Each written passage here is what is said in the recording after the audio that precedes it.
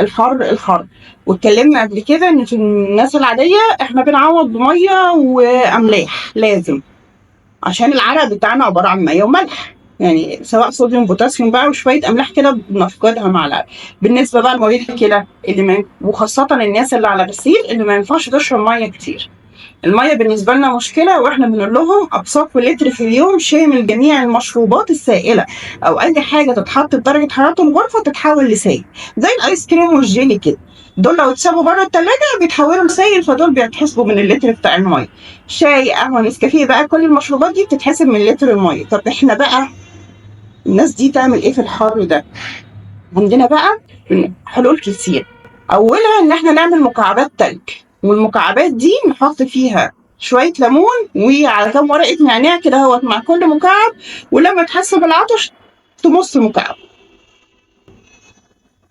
كل الميه بتاعتك، ننقي الخضار والفاكهه اللي فيه ميه عاليه، الخس، الخيار، البطيخ، الحاجات دي بيبقى فيها ميه عاليه، وفي نفس الوقت هي اصلا اكل فمش هنحسبها في الميه. الميه الساقعه واحده من الحلول اللي احنا ممكن نلجأ ليها لو انت ممكن تشرب ميه ساقعه. لان طبعا يعني الميه الساقعه احنا غالبا ما بناخدش منها كتير وبتشبع بسرعه.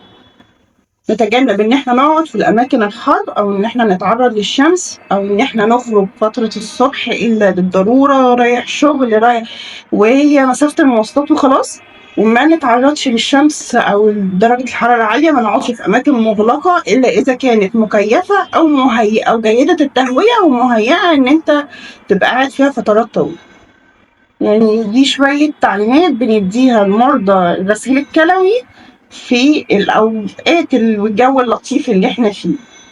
وطبعا يقيسوا ضغطهم باستمرار، لأن في ناس منهم ضغطهم بيبقى عالي فبيقع، مع كمان إن هم بياخدوا دواء للضغط بانتظام. والناس اللي ضغطها بيبقى مظبوط ساعات بيقع، واللي ضغطها واقع أصلا على طول بيقع زيادة، وبتبقى يعني مشاكل كتير على جلسة الغسيل.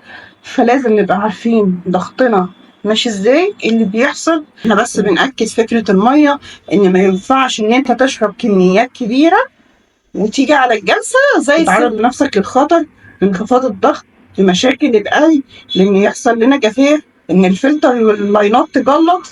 فدي برضو بتبقى مشكلة وفقد كبير، يا ريت ما نتعرضلوش بخطوات بسيطة خالص.